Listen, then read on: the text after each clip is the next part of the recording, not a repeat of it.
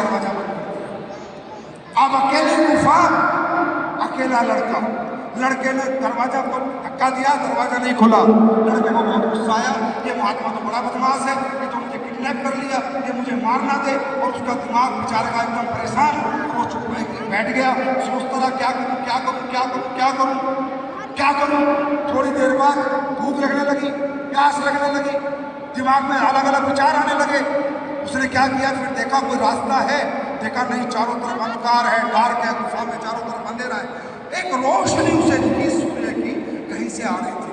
उसने देखा बहुत ऊपर से रोशनी आ रही थी, पहाड़ था, गुफा पहाड़ के अंदर थी, बहुत ऊपर से रोशनी आ रही थी। तो उसे कुछ उम्मीद जगी, अगर इस रोशनी तक मैं पहुंच गया, अगर यहाँ जहाँ से रोशनी आ रही है तो पक्का छेद होगा और मैं यहाँ से बाहर निकल जाऊंगा। एनी हाउ उसने कोशिश करी और वो कैसे करके क्लाइंबिंग वगैरह कर पुरा के उससे बाहर निकल गया।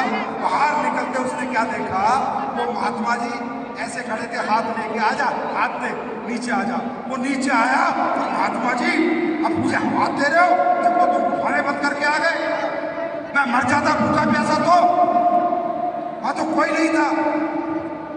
तो महात्मा जी बोला, बेटा तुझे सबक नहीं मिला कि सफलता कैसे आती है?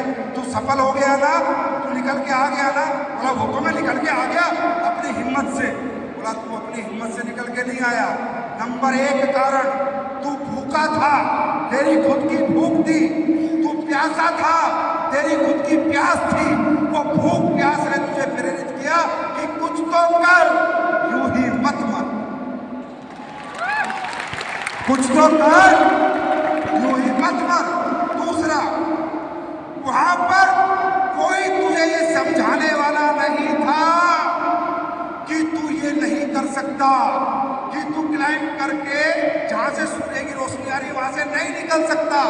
मतलब तुझे कोई डिमोटिवेट करने वाला नहीं था, तो तेरा माइंड डाइवर्ट नहीं हुआ, तू फोकस रहा। तीसरा, कोई दूसरा आदमी नहीं था जो तुझे ये बताता कि यहाँ से नहीं, यहाँ से निकल सकते हैं, ये नहीं, ये कर सकते हैं, ऐसे नहीं, ऐसे कर सकते हैं। ऐसा ज्ञान देने वाला कोई नहीं था। लक्ष्य भी तेरा था और जज्बा भी तेरा था, फोकस भी तेरा था। तो दोस्तों, जिस दिन लक्ष्य आपका होगा, जज्बा आपका होगा, फोकस आपका होगा, गोल आपका होगा, ना इसकी सुनोगे ना उसकी सुनोगे, ना इधर देखोगे ना उधर देखोगे, कामयाब होने से कोई माई का डाल रोक।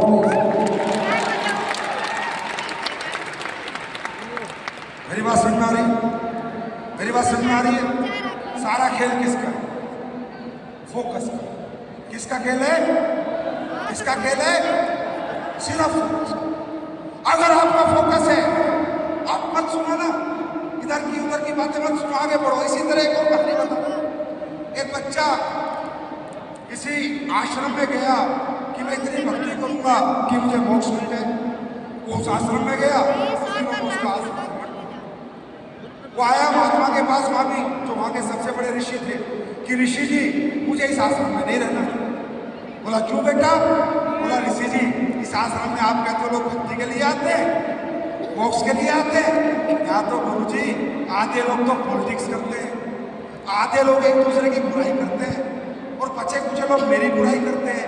कोई किसी के बारे में कुछ कहता है, कोई किसी के बारे में कुछ कहता है। मेरा मन यहाँ नहीं लग रहा, तो बेकार जगह, मुझे अच्छे आश्रम में भेजो जहाँ पर सभी लोग अच्छे मिले, पॉलिटिक्स की बात ना करें, एक दूसरे की बुराई ना करें और मेरी बुराई ना करें। गुरुजी ने बोला हाँ बेटा कोई बात नहीं, तू चला जाना, लेकिन चले काम कर दो छोटा सा। बोला बताओ गुरुजी। बोला ये चम्मच ले, इसमें पानी उन्होंने भर दिया, ये चम्मच में मैंने पानी भरा बेटा, एक चक्कर पूरे आश्रम का लगाया, इस चम्मच के पानी में से एक बूंद गिरनी नहीं चाहिए, एक बूंद भी गिरनी नहीं चाहिए, तेरा फोकस हटना नहीं चाहिए। वो बच्चा बोला अरे गुरुजी ये क्या बात है, नए आश्रम में जाने तो छोटा सा काम है, मैं करके आता हूँ। बच्चा गया, चम्मच ली, धीरे धीरे धीरे धीरे चल के पूरे आश्रम का चक्कर लगा के आके गुरुजी को बोला लो गुरुजी एक भी बूंद नहीं गिरी। बोला एक भी बूंद नहीं गिरी? बोला नहीं। अच्छा बोला जब चक्कर लगा रहा था तो किसी की बात तूने सुनी क्या?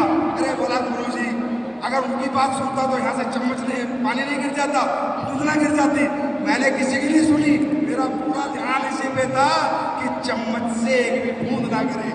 बोला बेटा इसी ध्यान से तू ध्यान करेगा मोक्ष प्राप्ति हो जाएगी। इधर उधर की सुनेगा तो तेरा दिमाग डाइवर्ट हो जाएगा।